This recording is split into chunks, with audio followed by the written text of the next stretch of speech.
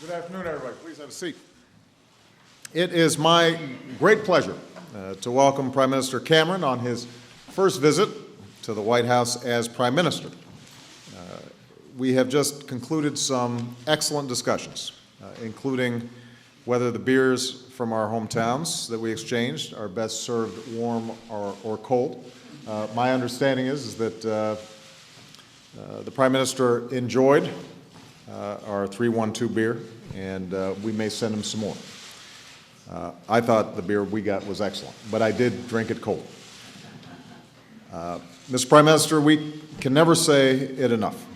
The United States and the United Kingdom enjoy a truly special relationship, celebrate a common heritage, we cherish common values, and we speak a common language most of the time. We honor the sacrifices of our brave men and women in uniform who have served together, bled together, and even lay at rest together. Above all, our alliance thrives because it advances our common interests, whether it's preventing the spread of nuclear weapons or securing vulnerable nuclear materials, thwarting terrorist attacks, or confronting climate change, or promoting global economic growth and development. When the United States and the United Kingdom stand together, our people and people around the world are more secure and they are more prosperous. In short, the United States has no closer ally and no stronger partner than Great Britain, and I appreciate the opportunity to renew our relationship with my partner, Prime Minister Cameron.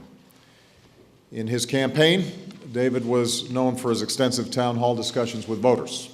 Cameron direct. And that's the same spirit that we had here today. I appreciate David's steady leadership and his pragmatic approach. And just as he's off to an energetic start at home, I think we've had a brilliant start as partners who see eye to eye on virtually every challenge before us. Great Britain is one of our largest trading partners, and we're committed to long-term sustainable growth that keeps the global economy growing and puts our people to work. I told David that my administration is working hard with the Senate to move forward as soon as possible with our defense trade treaty with the UK, which will be good for our workers and our troops in both our countries. We reaffirmed our commitment to fiscal responsibility and reform. David's government is making some courageous decisions, and I've set a goal of cutting our deficit in half by 2013. Tomorrow I'll sign into law the toughest financial reforms since the aftermath of the Great Depression. And I commend David for his leadership in Europe to rebuild confidence in the financial sector. Together, we're determined to make sure the financial catastrophe that we are emerging from never happens again. We discussed the Middle East, where both our governments are working to encourage Israelis and Palestinians to move to direct talks as soon as possible. We discussed the continuing threat posed by Iran's nuclear program. On this, we are united. The Iranian government must fulfill its international obligations. The new sanctions imposed by the UN Security Council, the United States, and other countries are putting unprecedented pressure on the Iranian government. And I thanked David for Great Britain's efforts to ensure strong European Union sanctions in the coming days. Along with our P5+1 partners, we remain committed to a diplomatic solution, but the Iranian government must understand that the path of defiance will only bring more pressure and more isolation. Finally, much of our discussion focused on Afghanistan. After the United States, Great Britain is the largest contributor of combat forces in Afghanistan, and British troops and civilians have served and sacrificed in some of the most dangerous parts of the country. This is not an easy fight, but it is a necessary one.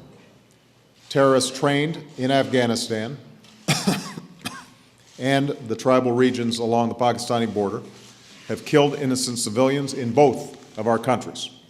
And an even wider insurgency in Afghanistan would mean an even larger safe haven for al-Qaeda and its terrorist affiliates to plan their next attack, and we are not going to let that happen. We have the right strategy. We're going to break the Taliban's momentum. We're going to build Afghan capacity so Afghans can take responsibility for their future. And we're going to deepen regional cooperation, including with Pakistan.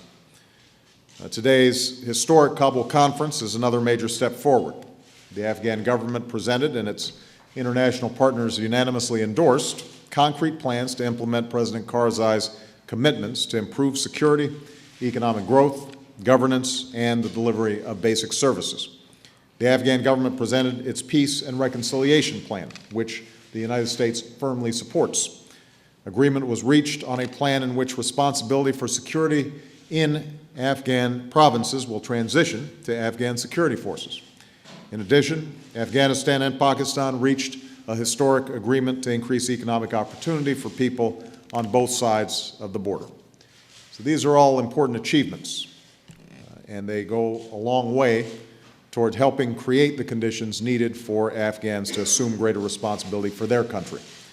Indeed, over the coming years, Afghans will begin to take the lead in security, and in July of next year, we will begin to transfer some of our forces out of Afghanistan.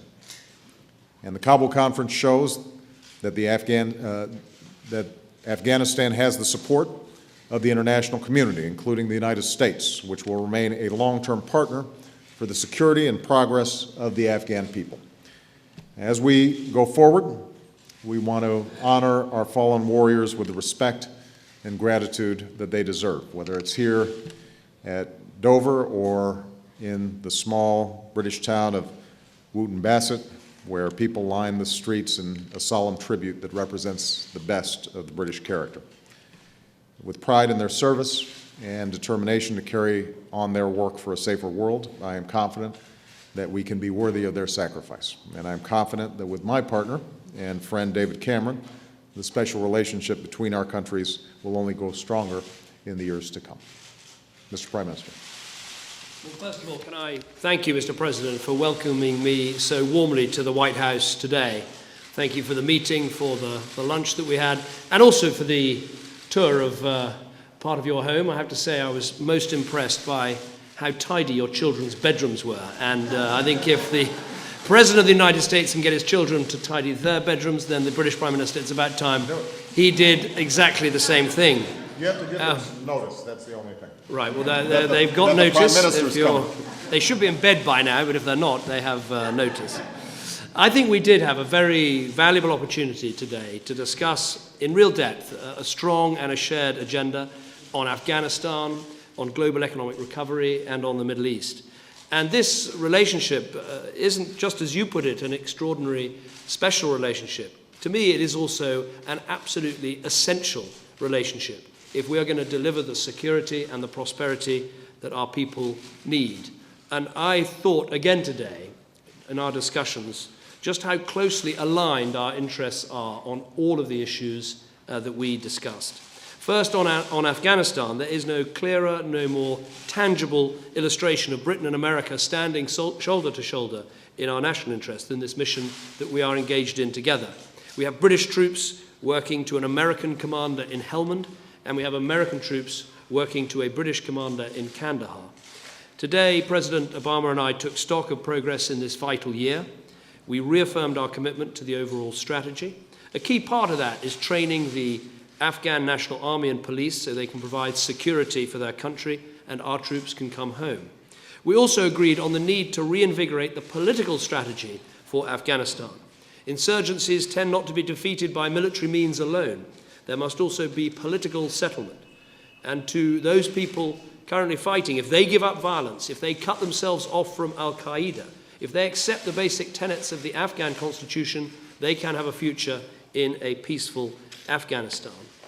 There is real progress. Last weekend, the first Afghan-led military operation took place successfully in Helmand, Afghans defending themselves. And today, as Barak has just said, for the first time in decades, the government of Afghanistan has hosted an international conference on its own soil. Over 40 foreign ministers and 80 delegations assembled in Kabul to monitor progress and drive forward the international strategy. That is a real achievement, and we should congratulate President Karzai on it. President Obama and I also discussed the economy. We're both taking action that our countries need. Our destination is a strong and stable growth, a sustained economic recovery, and a reformed financial system that will never again be open to the abuses of the past. We are confident that the right steps were taken at the Toronto G20 summit to help achieve that. The Middle East was the third area that we focused on today. We both want a secure, peaceful, and stable Middle East, and that means two things. First, as Barak has just said, Iran must give up its pursuit of a nuclear weapon. We urge the Iranian regime to resume negotiations with the international community without delay. It's not too late for it to do so. America and Britain, with our partners, stand ready to negotiate and to do so in good faith.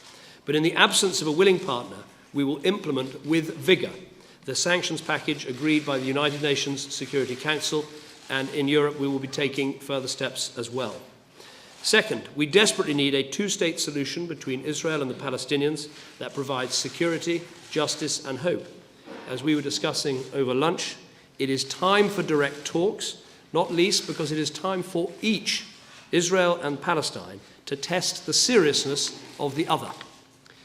On BP, which we discussed at some length, I completely understand the anger that exists right across America. The oil spill in the Gulf of Mexico is a catastrophe for the environment, for the fishing industry, for tourism. I've been absolutely clear about that. And like President Obama, I've also been clear that it is BP's role to cap the leak, to clean up the mess, and to pay appropriate compensation.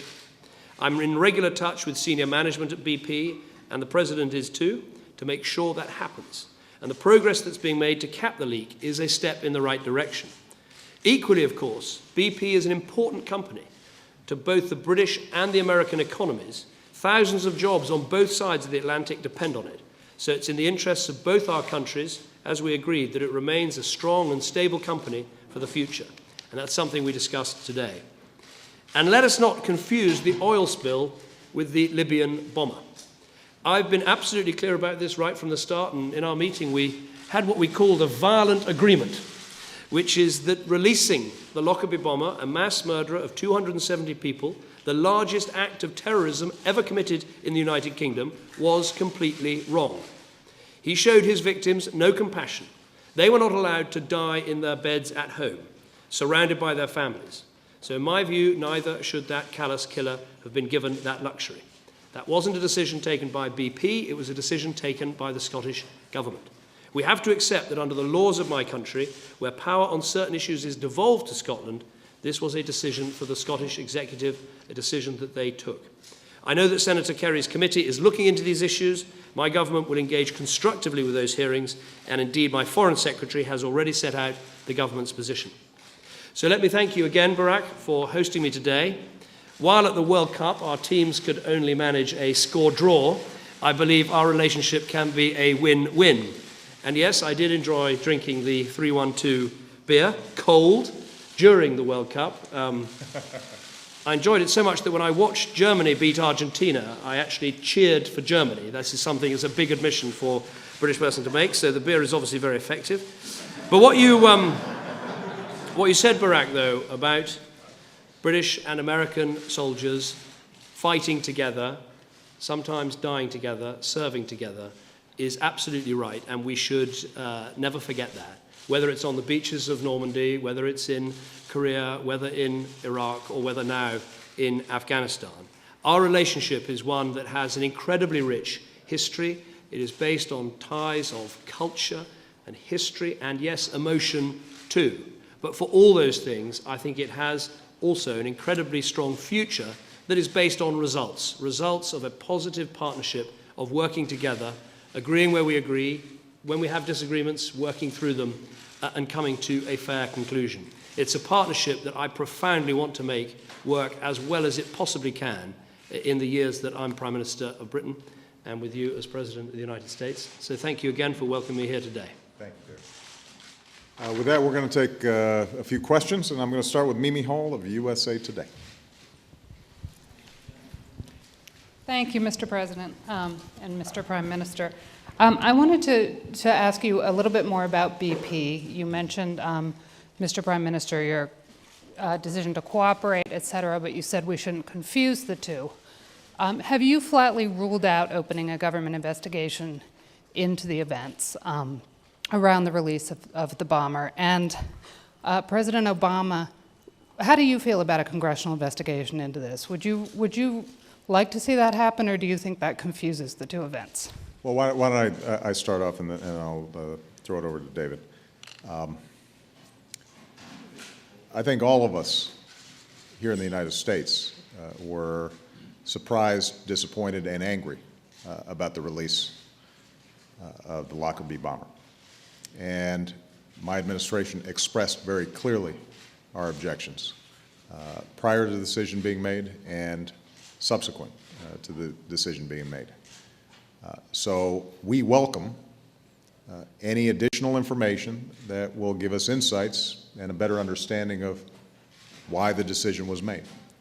But I think that the key thing to understand here is that we've got a British Prime Minister who shares our anger over the decision, who also objects to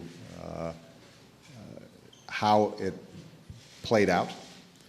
And so I'm fully supportive of Prime Minister Cameron's efforts to gain a better understanding of it, to clarify it. But the bottom line is that we all disagreed with it. It was a bad decision. And going forward, that has to inform how we approach our relationship with respect to counterterrorism generally. Now, one of the things that I want to emphasize that I think may get lost in this current debate is the extraordinarily strong ties between our two countries when it comes to fighting terrorism. We probably have the best coordination and cooperation of any two countries in the world.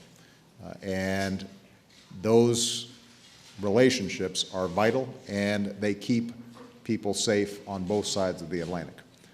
And I want to make sure that even as we may express concern about what happened with respect to the release of this particular individual, that we stay focused on the cooperation that currently exists and build on that cooperation to make sure that there is no diminution of our joint efforts to make sure that the kinds of attacks that happened over Lockerbie do not happen again.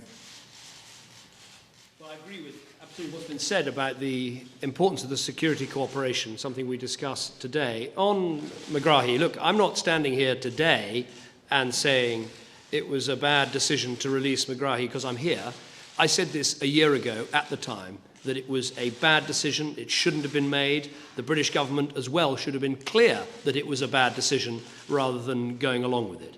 I took that very clear view. This was the biggest mass murderer in British history, and there was no business in letting him out of prison. In terms of an inquiry, there has been an inquiry by the Scottish Parliament into the way the decision was made. The British government, the last British government, released a whole heap of information about this decision. But I've asked the Cabinet Secretary today to go back through all of the paperwork and see if more needs to be published about the background to this decision. But in terms of an inquiry, I'm not currently minded that we need to have a UK-based inquiry on this, partly for this reason.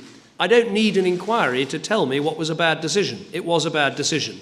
And if you like, the big fact that's changed over the year that makes it an even worse decision is the fact that, of course, Megrahi is still free at liberty in Libya rather than serving the prison sentence in Scotland as he should be doing.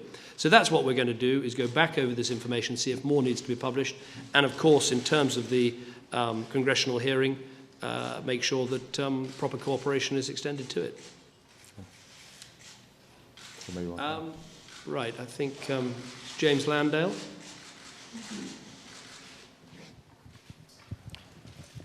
Just to stay on that subject, if we may, Mr. Prime Minister, first of all, would you be prepared to talk to your predecessors, Tony Blair and Gordon Brown, to get their agreement to release any documents if they are relevant to the paper search that the Cabinet Secretary will undergo?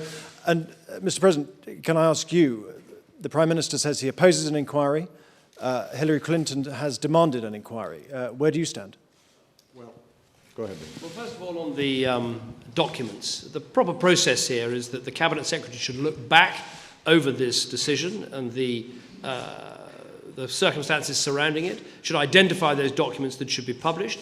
It should be right that ministers in the previous government should be consulted about the publication of those documents. And, of course, we will consult with them over that. But in my view, there is absolutely no harm to be done in giving the fullest possible explanation of the circumstances surrounding this decision. I think the key thing, though, to remember is that in the end it was a decision by the Scottish Executive. On the issue of an inquiry, as I said, I'm not currently minded to hold an inquiry because I think publishing this information, combined with the inquiry there's already been, will give people the certainty that they need about the circumstances surrounding this decision. But the key thing is to get the information out there so people can see. But I don't think there's any great mystery here. There was a decision taken by the Scottish executive, in my view, a wholly wrong and misguided decision, a bad decision, but the decision nonetheless. That's what happened. And I don't think we need an extra inquiry to tell us that that's what happened. But the information, as I've said, will be gone over and published as appropriate. And of course, I'll be consulting with previous ministers and prime ministers, as you should do in the normal way. I think the simple answer is we should have all the facts. They should be laid out there. And I have confidence that Prime Minister Cameron's government will be cooperative in making sure that the facts are there. That will not negate the fact that, as the Prime Minister indicated, it was a very poor decision, and one that not only ran contrary to, I think, how we should be treating terrorists, but also didn't reflect the incredible pain that the families who were affected still suffer to this day. And my administration is in regular contact with these families, and this was a heartbreaking decision for them that reopened a whole host of new wounds. So my expectation is that the facts will be out there, and as David indicated, with all the facts out, I think we're going to be back to where we are right now, which it was a decision that should not have been made, and one that we should learn from going forward. Laura Meckler. Thank you. Mr. President, in your opening statement, you referred to the fact that the British government has been taking some very tough steps towards to get their budget in order, and you said you had committed to cut the deficit in half. Could you talk about whether you think that those decisions are going to be, the decisions that they're making there are going to be needed to be made here on a similar level beyond pledges? And Mr. Prime Minister, specifically, could you address the matter of what role BP had in lobbying for the release of this man, and whether an inquiry or the review that you're planning is going to look at that specific question? Thank you. When I came into office in January of 2009, I was very clear at the time, even before we knew the severity of the recession that we would experience, that we have a structural deficit that is unsustainable, and that for our long-term growth and prosperity, we are going to have to get a handle on that. I talked about that during my campaign. I talked about it in the days after I was elected. I talked about it after I had been sworn in. We had an emergency situation on our hands, and so the entire world, working through the G20, coordinated in making sure that we filled this huge drop-off in demand. We got the economy growing again. And we had to take a number of steps, some of which were unpopular and that, yes, added to the short-term deficit. What I also said at the time was we are then going to make sure, number one, that we pay down whatever additional deficit had been added as a consequence of the Recovery Act and other steps that we had to take last year.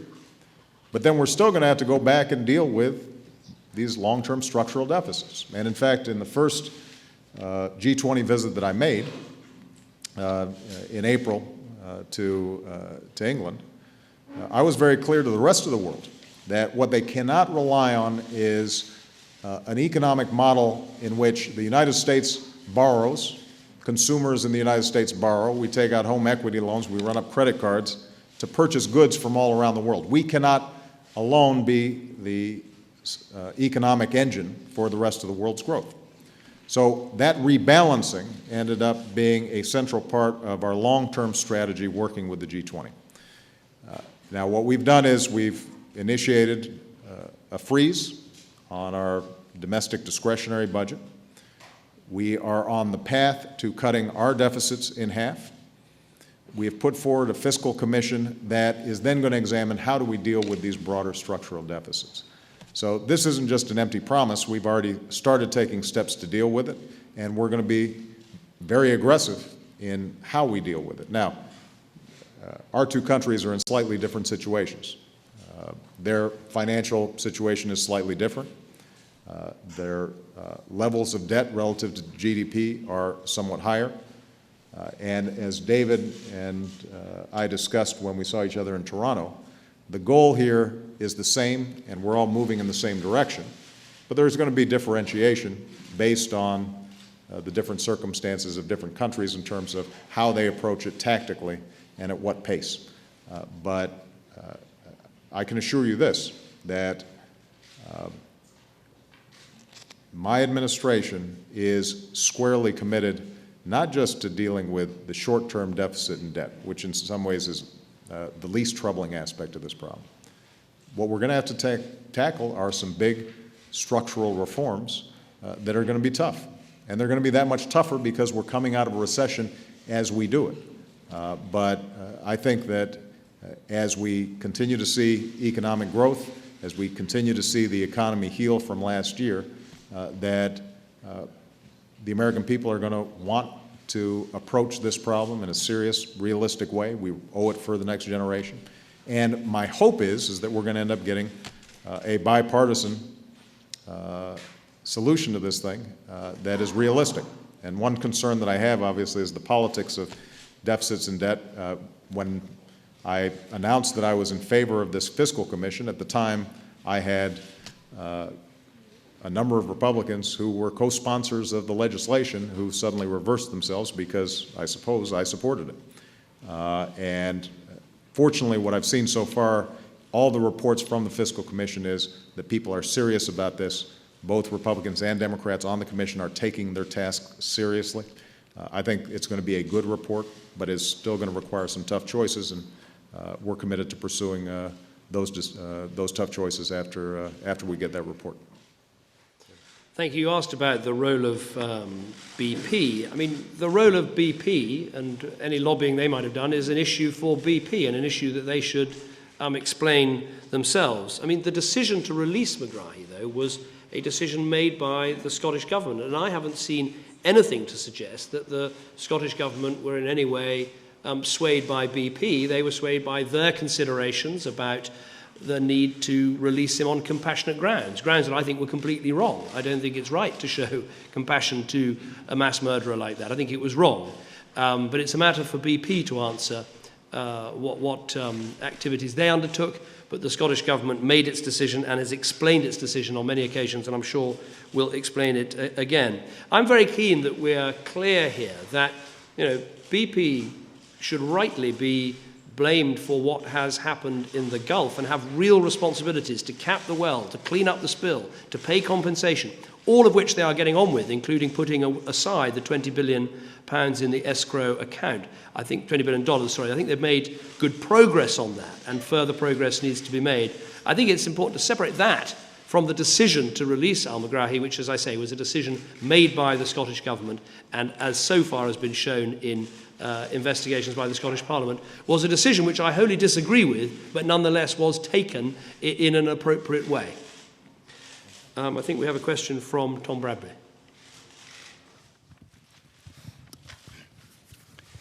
Mr. President, Tom Bradbury, ITV News. Quite a lot of people in the UK feel that your determination as a country to continue to push for the extradition of computer hacker and Asperger's sufferer Gary McKinnon is disproportionate and somewhat harsh. Do you think it is time now to consider some leniency in this case? And Prime Minister, you've expressed very strong views on this matter, suggesting that Mr. McKinnon shouldn't be extradited. Your Deputy Prime Minister has expressed even stronger views. Did you discuss that with the President today? And if not, would now be a good moment to share your views with us once again? Shall I go? Please, go ahead. It is something that we discussed in our meeting. I mean, clearly there's a discussion going on between the British and the Americans about this, and I don't want to prejudice those discussions. We completely understand that Gary McKinnon stands accused of a very important and significant crime in terms of hacking into vital databases, and nobody denies that that is an important crime that has to be considered. But I have had conversations with the US ambassador, as well as raising it today with the president about this issue, and I hope a way through can be found. Well, one of the things that David and I discussed was the increasing challenge that we're going to face as a consequence of the internet and the need for us to cooperate extensively on issues of cybersecurity. We had a brief discussion about the fact that although there may still be efforts to send in spies and try to obtain state secrets through traditional Cold War methods, the truth of the matter is these days where we're going to see enormous amounts of vulnerability when it comes to information is going to be through these kind of breaches in our information systems. So we take this very seriously, and I know that the British government does as well. Beyond that, one of the traditions we have is the president doesn't get involved in decisions around prosecutions, extradition matters. So what I expect is that my team will follow the law, but they will also coordinate closely with what we've just stated is an ally that is unparalleled in terms of our cooperative relationship. And I trust that this will get resolved in a way that underscores the seriousness of the issue, but also underscores the fact that we work together and we can find an appropriate solution. All right. Thank you very much, everybody. Thank you very much.